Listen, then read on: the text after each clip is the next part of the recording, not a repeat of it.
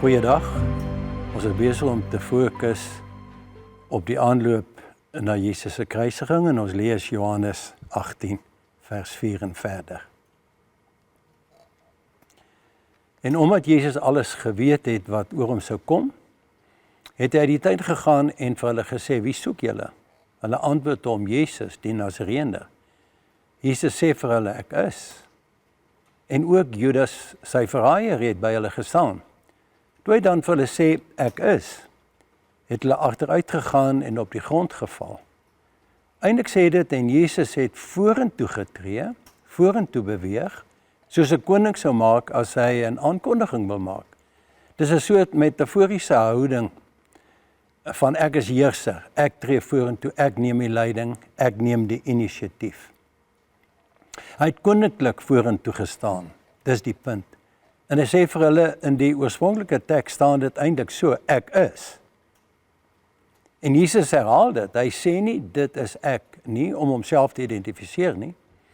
En hierdeur vat hy hulle so ongeveer 1600 jaar terug, toe God aan Moses gesê het, op sy vraag, wat moet ek vir die mense sê, wie stuur my? God sê vir Moses, sê vir hulle, ek is.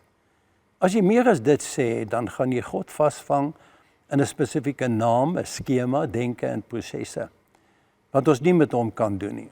Nou sê Jesus, ek is met soveel gesag, dat hulle agteruit styer en val. Dis in die omgewing van 600 soldate plus godsdienstige mense wat gekom het om Jesus gevange te neem. En die hoofman oor 1000 was saam om een man te arresteer. Hulle het voorsiening gemaak vir tot omtrent 1000 mense. Hulle val agteroor in hierdie demonstrasie van die krag van die woord uit Jesus se mond. Ek is. Mense, dis iets fenomenaal wat hier gebeur. Hulle staan so waar op en herhaal presies dieselfde gedrag. Jesus vra hulle weer, wie soek julle? Ek meen, hulle het dit reeds gevra. Jesus het 'n demonstrasie gelewer deur nie geweld te gebruik nie, maar sy absolute godheid tentoon te stel en 'n atmosfeer te skep waarbinne wat nou gaan volg nie menslik is nie. En dat hulle 'n koning arresteer. Daar staan mense langs hom, vreesbevange. Dis sy vriende, sy disippels. Hulle het nie geval nie. Die wat saam met hom lewe buig gewillig voor hom neer. Die volgende wat hulle sê is hulle soek Jesus van Nasaret, om seker te maak hy is spesifiek die een wat hulle in hegtenis moet neem. En Jesus sê weer, ek is. Maar los hulle, die mense by hom, ons. Wat sien ons hier? Kom ons staan 'n oomblik stil om hierdie geweldige gebeurtenis waar Jesus sy koninkryk demonstreer, deur te herhaal wat hy gesê het 1600 jaar terug met soveel oortuiging en krag dat hulle agteroor val. Stilweg is Jesus se boodskap. Julle vat nie aan hierdie mense van my nie, die disippels by hom. Wie sou nadat jy sonder die gebruik van wapens teen die grond geklap word met net ek is? Dit waag om sy vreesagtige disippels te beseer. En dan hoor dit. Hoor die beskerming wat hier plaasvind. Jesus demonstreer net eers wat kan gebeur, 'n wonderwerk, 'n kragtige daad.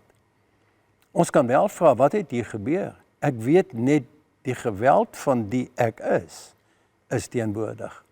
Die godheid is so teenwoordig dat hulle nie op hulle voete kan staan nie.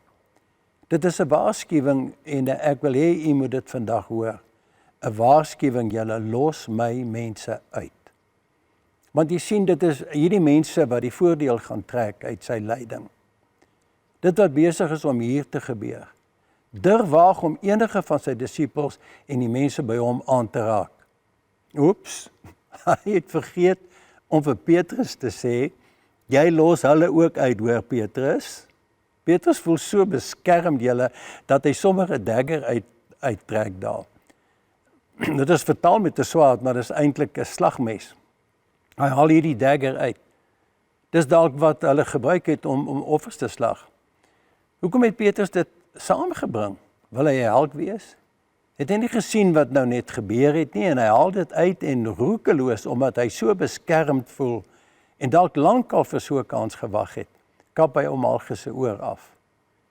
Dit vra vir inhegtenisname. Waar kan jy 'n kompanie van 600 soldate gewapen aanvat met 'n slagmes? Waar, Petrus, is jou verstand?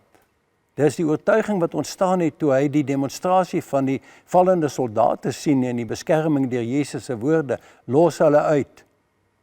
Die ek is teenwoordig. Niemand het Petrus in hegtenis geneem nie. Hulle het nie durwaag om hulle hande aan Petrus te sit nie. Is dit nie 'n wonderlike gebeurtenis in die lewe van die vreesagtige almal wat teenwoordig was nie? Ja. Petrus was wel 'n impulsiewe ou, roekeloos en geen gevaar gesien nie, want hy het die boodskap gekry. Ons moet egter ook sien dat Jesus die bewyse van die skade wat Petrus aangerig het en teen hom gebruik sou word, laat verdwyn het. Jesus het dit reggestel. Dis die pad van ons verlossing en ons vryspraak. Dat Jesus die mensdom op dieselfde wyse kom red van ons vrese, ons lyding, ons skuld en ons skaamte deur aan die kruis, al die getuienis die in ons laat verdwyn. Geen veroordeling vir die wie in Christus Jesus is nie. Dis die boodskap wat ek vandag in ons harte wil hê, die aanloop tot Jesus se pad na die kruis toe, wat gaan oor ons, sy mense, ons wie hy by die naam ken. Wie soek jy? Die een wat jou soek. Hy lewer homself uit met koninklikheid en bewys aan hulle wie dit is wat met hulle praat. Hy het homself oorgegee nadat hy sy mense beskerm het. Die soldate staan op en neem Jesus weg om net dood eenvoudig voort te gaan met hulle valse aantuigings. Jesus het geen skade gedoen, geen verkeerd gedoen nie. Ons sê, dankie vir u lyding, Christus sê, my plesier. En dit is my volgende tema, 'n geseënde dag. Kom ons bid saam.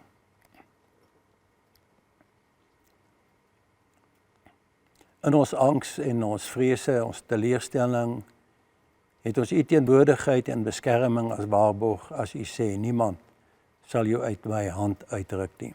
Ons voel so veilig as ons by u is en maak dit ons keuse vir vandag. Amen. Hier bo alles wil ek u soek, met vertroue u volg.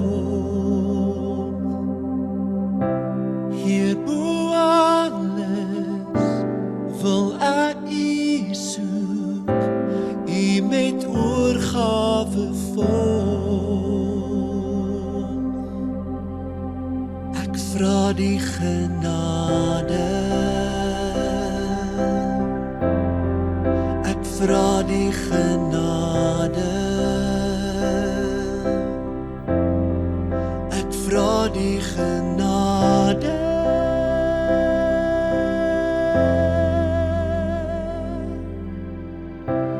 Hier bo alles wil ek u soek, met vertroue u volg.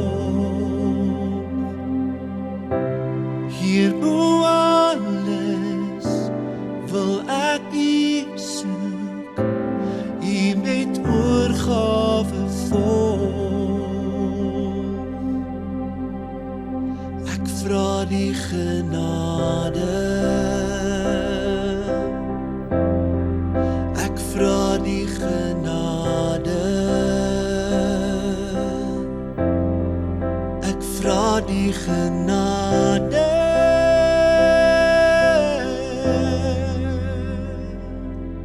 Ek vra die genade om u bo alles te soek en u met vertroue en oorgawe te volg.